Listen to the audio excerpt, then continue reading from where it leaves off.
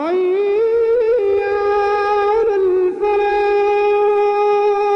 کا سب سے بڑا فضل یہ ہے کہ انسان کو اللہ تعالیٰ توفیق عنایت فرمائے، توفیق بخشے۔ توفیق الہی یہ اللہ کے مخصوص بندوں کو، اللہ تعالیٰ کے پسندیدہ بندوں کو اللہ جسے اپنانا چاہتا ہے ان کو یہ توفیق دیتا ہے، ورنہ سب کو حاصل ہونے والی چیز نہیں ہے۔ ابو جہل کے ساتھیوں نے ابو جہل سے اس کی تنہائی میں، یعنی جو اس کے بہت ہی جگری دوست جو تھے اس کی اپنی نجی، اس کی اپنی مخصوص دوستوں کی محفل میں دو چار جو مخصوص اس کے بہت گہرے دوست تھے ان کے درمیان ابو جہل سے انہوں نے سوال کیا۔ انہوں نے پوچھا کیا تم محمد صلی اللہ علیہ وسلم کو سچا سمجھتے ہو یا جھوٹا سمجھتے ہو؟ تو اس نے کہا کہ یقیناً محمد صلی اللہ علیہ وسلم اپنی جگہ سچا ہے۔ اس کا دل مانتا تھا، اسے بات معلوم تھی کہ اللہ کے رسول صلی اللہ علیہ وسلم اللہ کے سچے نبی ہیں۔ تو انہوں نے پوچھا تو پھر آپ ان کی مخالفت کرتے ہیں؟ تو اس نے کہا کہ دیکھو، ان کے نبی کا اعلان کرنے سے پہلے بنو ہاشم اور بنو خزاعہ ان دونوں کے درمیان کا بڑی ٹکر چلتی تھی، بڑے مقابلے تھے، ہر ایک اپنے آپ کو بڑا اور اپنے آپ کو بہت اونچا ثابت کرنے کی دوڑ میں اس کوشش کر رہا تھا۔ اگر انہوں نے مہمانوں کی خاطرداری کی، مہمانوں کو کھانا کھلایا، مہمانوں کے لیے اونٹ ذبح کیے تو ہم نے بھی کیا۔ انہوں نے بیت اللہ کی خدمت کو اپنا شعار سمجھا تو ہم نے بھی یہ کام کیا۔ ہر کام میں ہم اور وہ برابر چلتے رہے، برابر کی ٹکر، برابر کا مقابلہ ہوتا رہا۔ لیکن جب ان کو ہمارے مقابلے میں کوئی چیز اونچا نہ کر سکی تو اب انہوں نے دعویٰ کیا ہے کہ ہم میں سے ایک فرد نبی بنایا گیا ہے، اور ظاہر بات ہے کہ ہم اس کا مقابلہ نہیں کر سکتے۔ تو میں بنو خزاعہ کے جھوٹے کو بنی ہاشم کے سچے سے اچھا سمجھتا ہوں، یعنی وہ اپنی جگہ سچے ہیں، لیکن چونکہ ہمارا مقابلہ ہے تو اس لیے میں بنو خزاعہ کو اس پر فوقیت دیتا ہوں، اگرچہ کہ ہمارا فرد جھوٹا ہی کیوں نہ ہو۔ یہ چیز یہ کیا ہے؟ یہ خدا کی توفیق نہ ہونا۔ کسی کو بات سمجھ میں آ جانا کمال کی بات نہیں ہے، کسی کو اسلام سمجھ میں آ جانا، اسلام کی تعلیمات معلوم ہو جانا، صحیح جان لینا، یہ کوئی کمال کی بات نہیں ہے۔ کمال کی بات یہ ہے کہ انسان کو اس صحیح بات پر عمل کی توفیق حاصل ہو، یہ سب سے بڑی بات ہے۔ جسے توفیق نہ ہو پھر وہ کتنی تعمیرات کرے، کیا کرے، اس کی کوئی حیثیت نہیں ہے اسلام کے اندر۔ تو اللہ تعالیٰ بھی توفیق ان لوگوں کو دیتا ہے جن کے دلوں کے اندر طرف ہوتی ہے، جن کے دلوں میں چاہت ہوتی ہے، جن کے دل کے اندر حق کو پانے کی جستجو ہوتی ہے، جو حق کے متلاشی ہیں، حق کے لیے دوڑ دھوپ کر رہے ہیں، حق کو پانے کی کوشش میں لگے ہوئے ہیں، اللہ تعالیٰ ان کو توفیق دیتا ہے۔ جان لینے سے، معلوم کر لینے سے کچھ ہونے والا نہیں ہے۔ خدا کی توفیق ہو، خدا کرم کرے، خدا انسان کو توفیق دے۔ اب دیکھیے ہمارے اپنے مسلمانوں کی حالت کیا ہے، کیا کسی کو معلوم نہیں ہے کہ ہم پر کیا چیزیں اللہ تعالیٰ نے فرض کی ہیں؟ کیا یہ مسلمان نہیں جانتے؟ جانتے ہیں۔ اللہ تعالیٰ نے جھوٹ حرام قرار دیا، زنا حرام قرار دیا، سود کو حرام قرار دیا، شراب حرام کیا، مختلف چیزیں اللہ تعالیٰ نے حرام کی، سب کو پتا ہے، لیکن یہ اس سے بچنے کی توفیق سب کو نہیں ہے۔ توفیق ملنا اصل چیز ہے، توفیق ملے۔ بہرحال انسان جب عمل کرتا ہے تو اسے سمجھ لینا چاہیے کہ اللہ تعالیٰ اس سے خاص محبت کرتا ہے۔ جو لوگ نماز میں مسجد میں آتے ہیں وہ سمجھیں کہ اللہ کا کرم ان پر ہے، اللہ کی عنایت ہے ان کے اوپر، اللہ کی خاص نظر ہے، اللہ کی خاص رحمت ہے ان کے ساتھ، اس کی نشانی ہوتی ہے مسجد۔ اس لیے اللہ تعالیٰ کا دربار ہے، اور ہر کسی مجلس کے اندر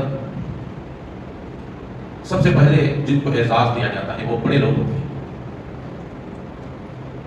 معاشرے میں بڑے ہوتے ہیں، ان کی عزت ہوتی ہے، ان کا وقار ہوتا ہے، ان کی کچھ کوالٹیز ہوتے ہیں، ان کے کچھ صفات ہوتے ہیں، دیکھیں گے کہ ایک بڑا مجموعہ ہے تو اس میں اسٹیج پر کچھ لوگ ہوتے ہیں، یہ ان کا اعزاز ہوتا ہے، ان کی شرف ہوتی ہے، ان کا مقام ہوتا ہے، اور پھر مجموعے میں بھی کچھ لوگوں کو پہلی صف میں جگہ دی جاتی ہے، خاص لوگوں میں معاشرے کے اندر۔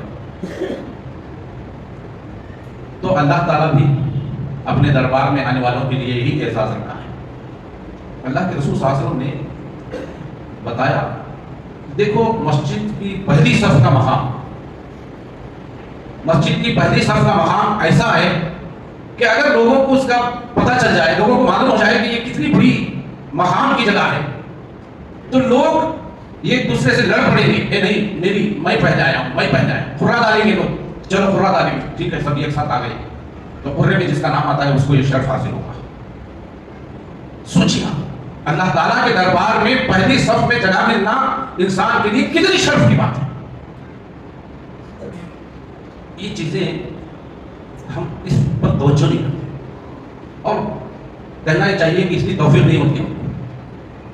دنیا کا جو اعزاز ہے، دنیا کی جو بڑائی ہے، دنیا کا جو مقام ہے، دنیا کی جو شان ہے، وہ تو نظر آتی ہے، یہ چیز نظر نہیں آتی ہے، آنکھوں سے اوجھل ہے، یہ بعد میں ملنے والی چیز ہے۔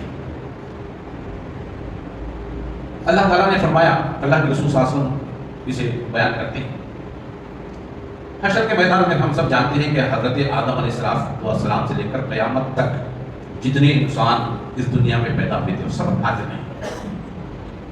اس مجلس کا، اس مجموعے کا، اس انسانوں کے سمندر کا تصور کیجیے، تصور لائیے۔ دنیا کے اندر 1,00,000-2,00,000 کا مجموعہ کتنا بڑا دکھتا ہے۔ حضرت آدم علیہ السلام سے قیامت تک جتنے انسان اس دنیا میں پیدا ہوئے ہیں وہ سارے ایک میدان میں شریک ہیں، ایک میدان میں حاضر ہیں، جمع ہیں، کتنا انسانوں کا ٹھاٹھے مارتا ہوا سمندر ہوگا، اندازہ ہے۔ اب 2-4 ہزار کے افراد میں ہم اپنے خاص آدمی کو تلاش کرنا کتنا مشکل ہے کہ بھئی 1,000-2,000 کا مجموعہ ہے، اس میں سے مجھے کسی ایک فرد کو سے ملنا ہے یا اسے پہچان کرنا ہے، تو کیا ہے میرے لیے آسان ہوگا؟ مشکل چیز ہے۔ لیکن اللہ کے رسول صلی اللہ علیہ وسلم نے فرمایا، اللہ کی طرف دعوت دینے والے، اللہ کی عبادت کے لیے بلانے والے، مؤذن اسلام، مؤذن رسول صلی اللہ علیہ وسلم، اس مجموعے میں سب سے اونچے ان کی گردنیں ہوں گی۔ اس بڑے مجموعے کے اندر کروڑوں اربوں کتنا اس کی تعداد کا ہم گنتی بھی نہیں کر سکتے، اس میں ان مؤذنین کو پہچانا جائے سکتا ہے۔ اتنی بڑی مجموعے میں ان کی گردنیں اونچی ہوں گی جو اذان دیا کرتے ہیں 5 وقت، مؤذنین ہیں، مؤذنین رسول ہیں، مؤذنین مساجد ہیں۔ اتنی بڑی شرف کی بات ہے، اتنی بڑی اعزاز کی بات ہے، یہ کون سمجھے اس کو؟ یہ چھوٹا کام نہیں ہے، چھوٹی بات نہیں ہے، ان کا مقام اور مرتبہ اتنا اونچا ہے۔ جن کاموں کو ہم حقیر سمجھتے ہیں، معمولی سمجھتے ہیں، ان کام کو انجام دینے والوں کو اپنا نوکر اور غلام سے زیادہ بدتر سلوک جن کے ساتھ ہم کرتے ہیں، ان کا مقام اور مرتبہ اللہ کے پاس کتنا اونچا ہے۔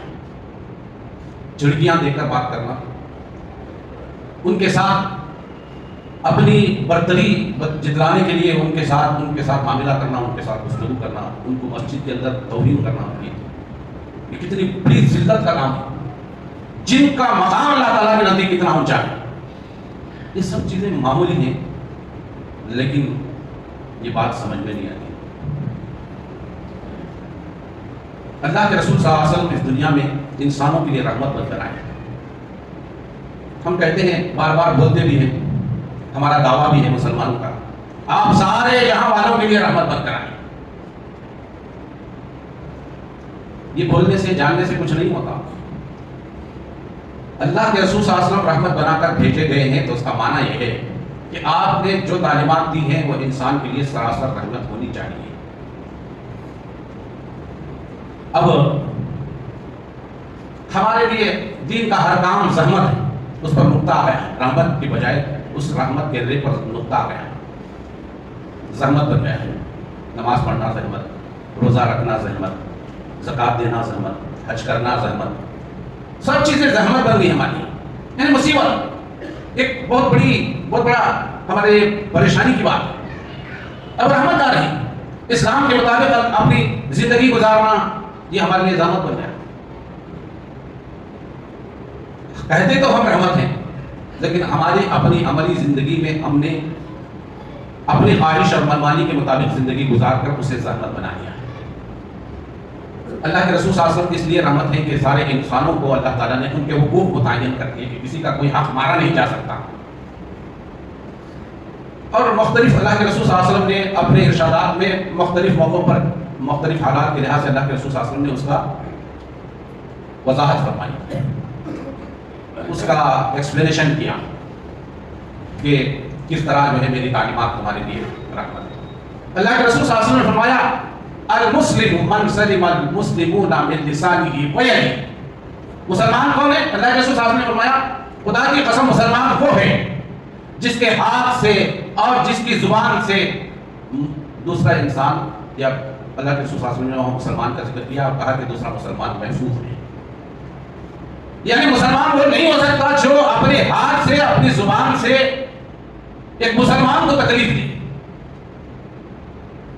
انسان جب ہاتھ کا استعمال کرتا ہے، طاقت کا استعمال کرتا ہے، اس طاقت کے زور پر بھی مار کر بھی ظلم ڈھا کر بھی اس کا حق چھین کر بھی اس کے حق پر غاصبانہ دباؤ حق جتا کر بھی یہ ظلم ہے۔ زبان سے، اپنی زبان کی چرب زبانی سے انسان کسی کو تکلیف دے، کسی کو برے لقب سے پکارے، کسی کی غیبت کرے، کسی کا دل دکھائے، کسی کو ٹھیس پہنچائے، کسی کو ذلیل کرے، کسی کو رسوا کرے، کسی کا حق کسی اور کو دلائے، یہ سب چیزیں زبان کے تکلیف میں آتی ہیں۔ اور اللہ کے رسول صلی اللہ علیہ وسلم نے فرمایا کہ تم لوگ مجھے دو چیزوں کی ضمانت دو، میں تمہیں جنت کی ضمانت دیتا ہوں۔ ایک زبان کی ضمانت اور پھر ایک شرمگاہ کی ضمانت، تو تمہارے لیے جنت کی گارنٹی میں لیتا ہوں۔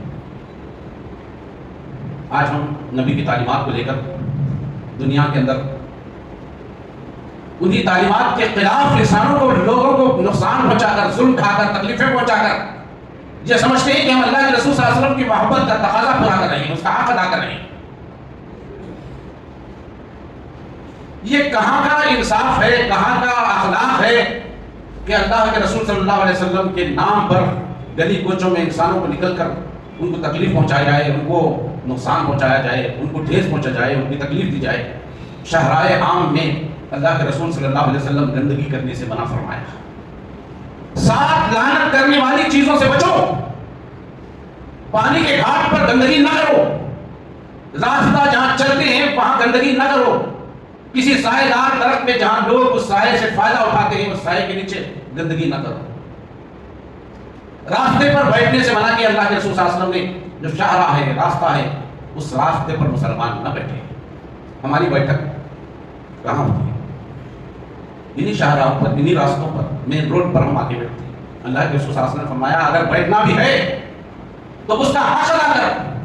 یہ تعلیمات انسانوں کے لیے رحمت ہے۔ راہ چلتی عورت آپ کی بہن کی طرح ہے، آپ کی ماں کی طرح ہے، آپ کی بیٹی کی طرح ہے۔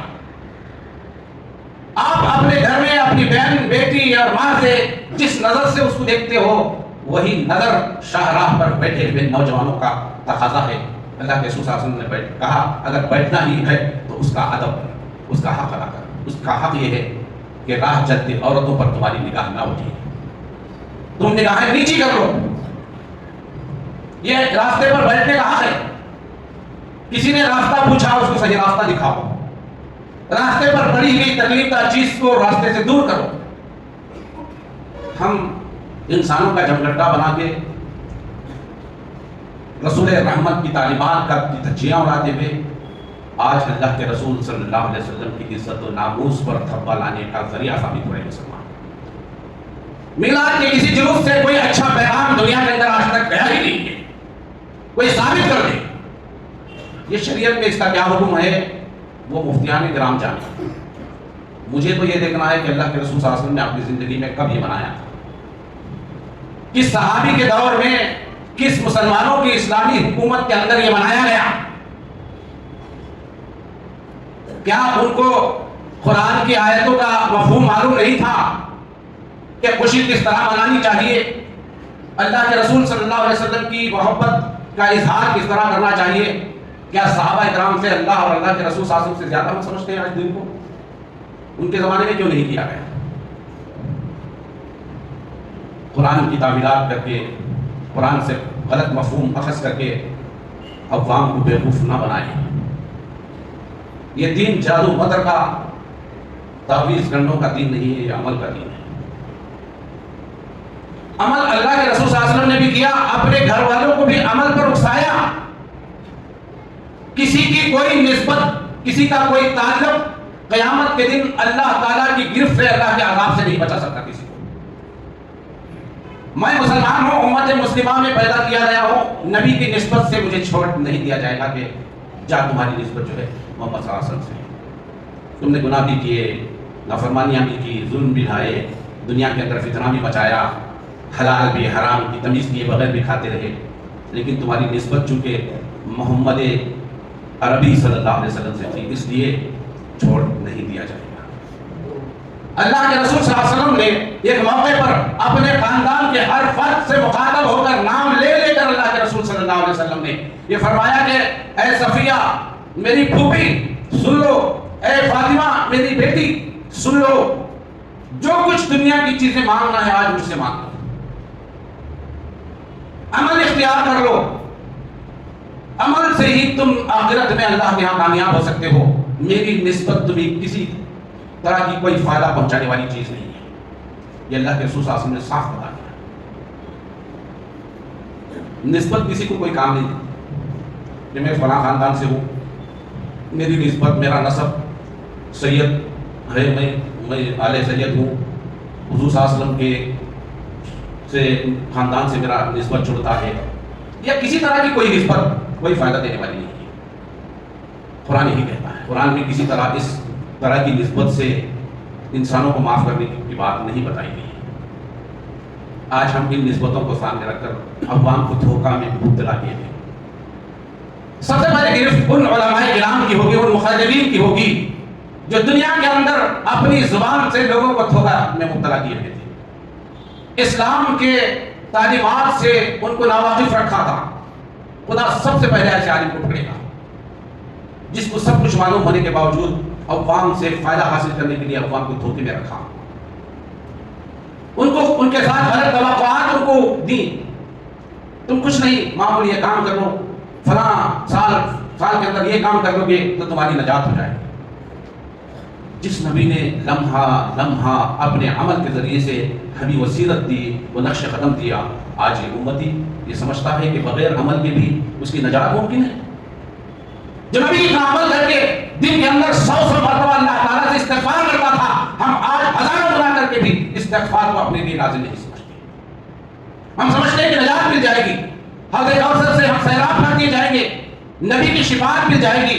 نبی کریم صلی اللہ علیہ وسلم کسی گنہگار کی شفاعت نہیں کرتے، اور کوئی یہ نہ سمجھے کہ اپنے عمل کے ذریعے سے وہ جنت میں جائے گا۔ اللہ کی مہربانی، اللہ کی رحمت، حتیٰ کہ اللہ کے رسول صلی اللہ علیہ وسلم سے صحابہ کرام نے پوچھا کہ کیا اللہ کے رسول صلی اللہ علیہ وسلم آپ کے ساتھ بھی یہ معاملہ ہوگا؟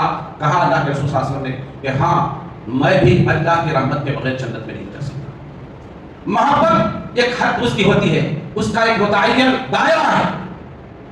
اللہ کے رسول صلی اللہ علیہ وسلم نے اپنے آخری تعلیمات میں انسانوں کو بتایا، لا تجعل قبری صنما، لا تجعلوا قبری وثنا۔ یہ انتہائی وصیت تھی۔ آخری وقت میں، آخری لمحات میں اللہ کے رسول صلی اللہ علیہ وسلم نے صحابہ کرام کو یہ تاکیدی بات ہوتی ہے۔ ہم اپنے والد کے انتقال سے پہلے وہ آخری لمحات میں جو باتیں کہتے ہیں بڑے امپورٹنٹ اس کو سمجھتے ہیں۔ اللہ کے رسول صلی اللہ علیہ وسلم نے بھی یہ آخری لمحات میں یہ باتیں کہی اپنی امت کو کہ لا تجعلوا قبری وثنا، میری قبر کو عبادت گاہ نہ بناؤ، بت پرستی کا اڈا نہ بناؤ۔ اتخذوا اليهود والنصارى انبیاء قبور انبیائهم مساجدا، یہود و نصارہ نے اپنے انبیاء کے خبروں کو سجدہ گاہ بنا کر تباہ ہوئے۔ انہوں نے اپنے نبیوں کے ساتھ غلو کیا، انتہائی محبت کا جو دائرہ ہے اس سے باہر نکلے تو انہوں نے کہا وقالت الیہود عزیر ابن اللہ، یہودیوں نے کہا عزیر اللہ کے بیٹے ہیں، نعوذ باللہ۔ وقالت النصارى ابن المسیح اللہ، مسیح ابن اللہ، اور نصارہ نے، عیسائیوں نے حضرت عیسیٰ علیہ السلام کا اللہ کا بیٹا بنایا۔ یہ انتہائی محبت کے غلو جو اللہ سے اوپر کر دے، اس محبت کی کوئی اجازت اسلام کے اندر نہیں ہے۔ اسلام نے دائرہ کھینچ دیا۔ کسی رسول اور نبی کو بھی اللہ کے صف میں لا کر کھڑا کرنے کی کسی کو اجازت نہیں ہے، محبت نہیں ہے۔ یہ اللہ کے رسول صلی اللہ علیہ وسلم سے بغض ہے، آپ کی تعلیمات کے لائے ہوئے تعلیمات کے عین خلاف ورزی ہے۔